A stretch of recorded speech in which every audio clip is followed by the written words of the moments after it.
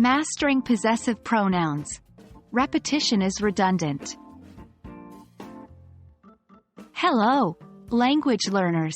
Today, we'll be diving into an essential part of English grammar, possessive pronouns. Specifically, we'll explore how to use these pronouns to avoid repetition in your speech and writing. So, let's get straight into it. Before we delve into their usage, let's refresh our understanding of what possessive pronouns are.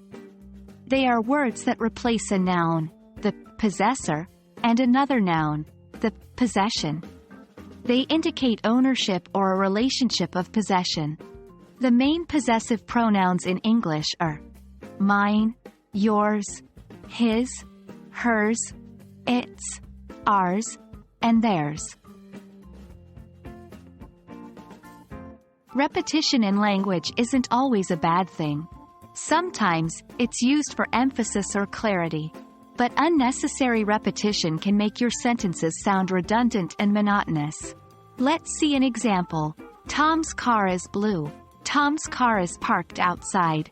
Here, Tom's car is repeated, which sounds a bit repetitive and clumsy. This is where possessive pronouns come in handy.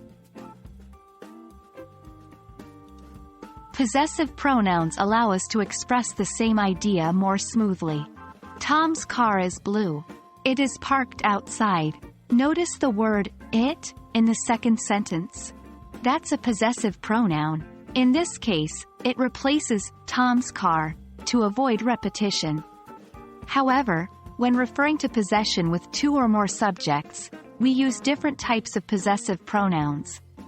Let's revise the sentence as: this is Tom's car and this is Jane's car. Tom's car is blue, but Jane's car is red. We can rewrite it as: this car is Tom's, and that one is Jane's. His is blue, but hers is red. In the revised sentence, his and hers are possessive pronouns that replaced Tom's car and Jane's car, respectively.